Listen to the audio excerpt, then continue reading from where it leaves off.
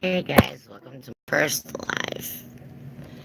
Um, Today I'm gonna introduce this as my first episode towards Amanda's Recovery to Addiction Time 2.0. The first one that we had started was several years ago, and it was basically started on this very channel. It was me coming out in my circumstances of being a victim of sex trafficking. Now I no longer consider myself a victim. Instead, I consider myself a survivor. And over the past several years, I want to let you know a little bit about what my journey has taken me to and what levels and the foundations that I've came to by educating myself on my life. A brief summary is I fell into circumstances, was very severely abused throughout childhood. And the first time that I was a victim to sexual abuse was when I was 2 years old. Um, Therefore, trauma has been very, you know, consistent in my world. Um, Several years ago, I was very angry at the world and confused, which led me towards trying to find a explanation on why exactly all these things occurred. I've never really found an explanation or answers. However, I came to conclusions. That's what's gonna be established here within the next few episodes to see whether this becomes a success for it or not. Um, Whenever I was growing up with the abuse that I dealt with, it led me to a lot of thoughts and confusion that I was unable to mentally comprehend. And in the area of not talking about bad things, nobody wants to be reminded of a constant negative. Yet, some people need to develop an outlet and have somebody listen in order just to hear those words themselves. That's what a lot of us don't understand. I use my addiction to try to run from something, to try to find a solution. Now, at the age of 13, went through some scenarios that led me to a very bad situation where I was basically sex trafficked. Now, this wasn't a decision that I made. No, at this time I was already on medication and everything due to the trauma that I experienced through my childhood. Constantly, whenever we don't understand why somebody's feeling somewhere, instead of helping them establish the fundamentals needed to cope with it, we'd much rather turn a blind eye to it, if that makes any sense. Now, me, from the tender age of 8, it's the first time I was introduced to a foreign medication. And back in the 80s, in the small town that I grew up in, it's believed that, you know, when you're on medications and stuff like that for mental illness issues, if you have more mental illness issues that come out as a consequence of just not understanding, society's aspect was for you to pretty much be institutionalized and locked up. That way they didn't have to deal with you. That's what pretty much ended up occurring after more trauma was introduced into my life. Um, I stand here very strongly today in front of you as an ambassador for human rights activists everywhere. I represent, addiction. I began a foundation called Manders Renegades. Uh, it's pretty much a title people gave me as Commander Manders. I don't have any fear in standing up above and letting people know that I'm tired of people judging me for the way that I live. Um, a little bit of hindsight with my story. I no longer crave the drug. I've always craved death. Whenever you hear somebody say, I feel like I want to die, no, I constantly want to die. This is something that I deal with on a every second level. It's something that has been very difficult to accept and to understand. I can be fine 1 minute, and then the next minute there's just imploring gloom. People claim this is depression. It is a form of depression, but it's a lot more severe than that. And this is why it's so important for us to understand that each one of our journeys and the path that's led us to this specific time period is vital to be empathetic. I don't ask for people to feel sorry for me. That's not why I told my story. I told my story because I was surrounded with the guilt and the burden of feeling like I was just destined to be born to be the subject of cruelty for everybody else's mistakes. And I really believed that wholeheartedly. I thought that my whole purpose on this earth was to be a punching bag and just take all of the brushes and blows that other people would have been the intended recipients. Now I don't tolerate people being disrespectful.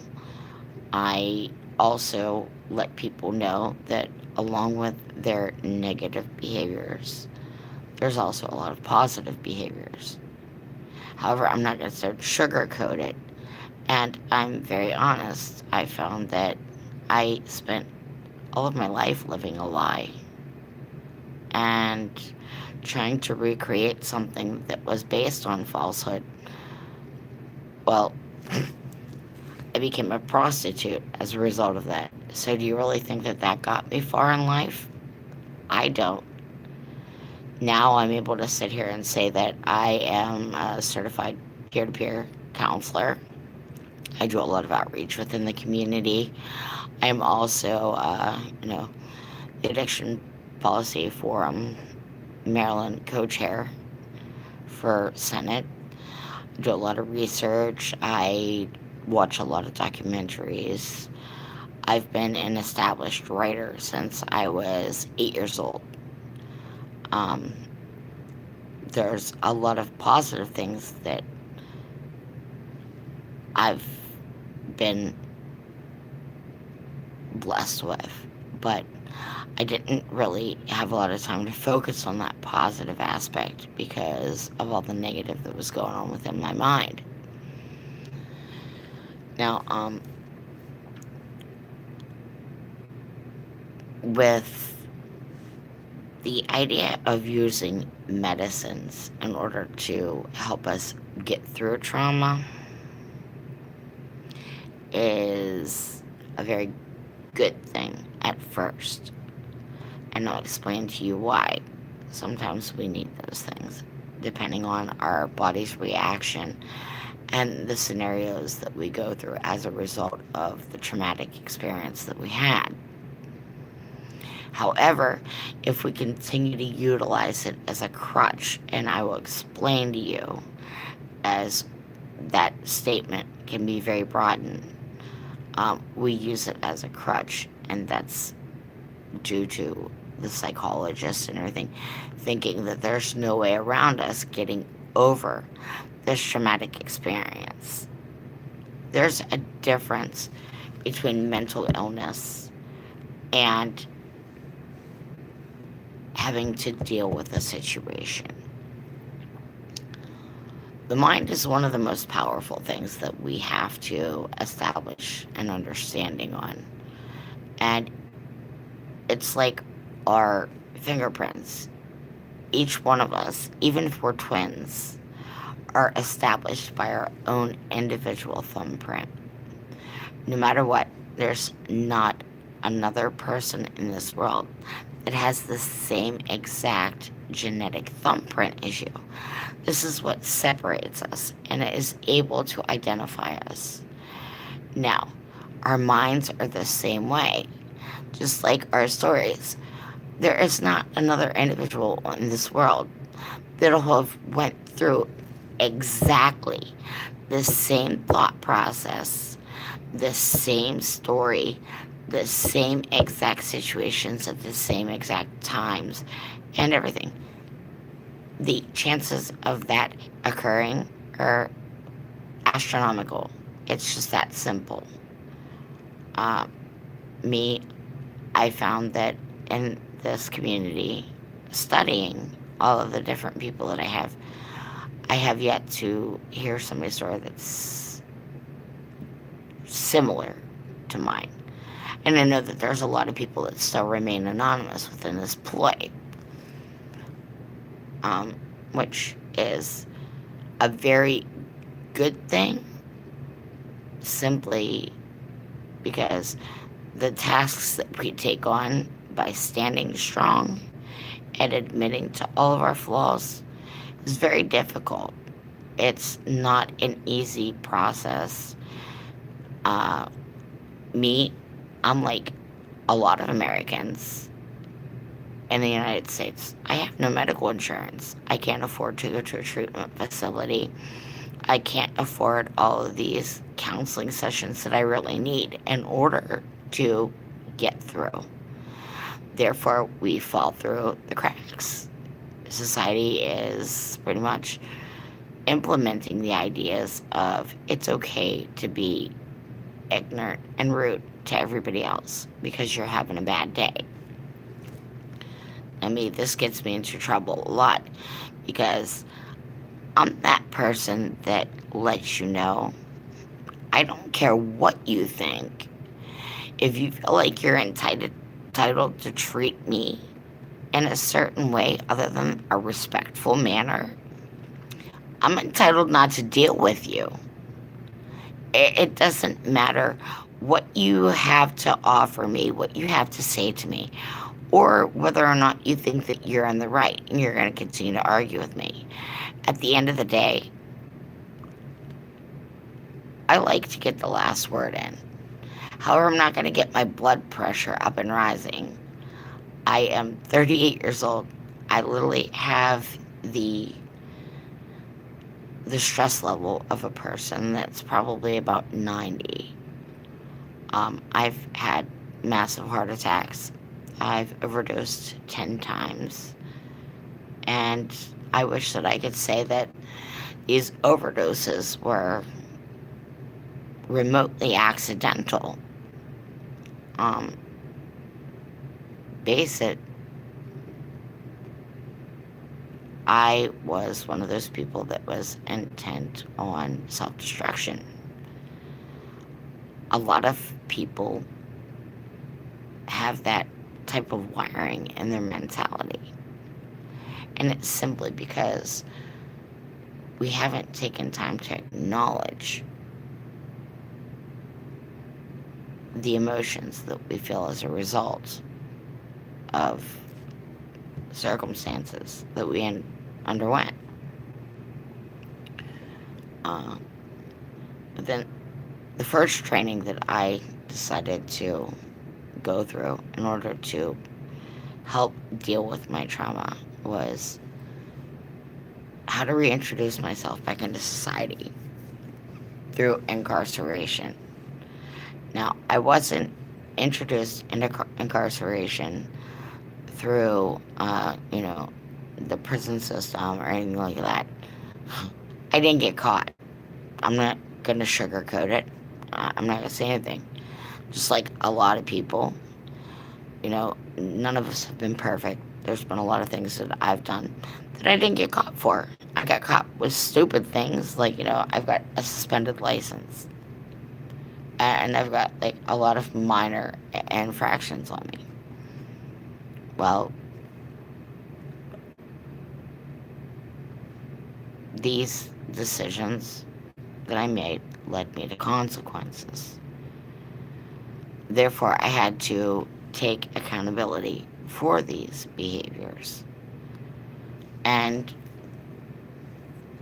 generally, you run from taking accountability because it's so much easier to avoid everything until it catches up with you. And whenever it catches up with you, that's when you realize that the whole aspects that you thought were going to happen were wrong. This allows fear to take over. The fear that you have been avoiding this small thing for so long, it becomes overwhelming that you could have avoided all this stuff. Therefore, it makes you think that it was impossible to overcome. That's the first thing that I wanted to start and touch base on. I'm only going to keep these short because I don't want to ramble. The next session I'll continue, but this is episode 1 and we'll continue. See how it goes. Thanks for your time.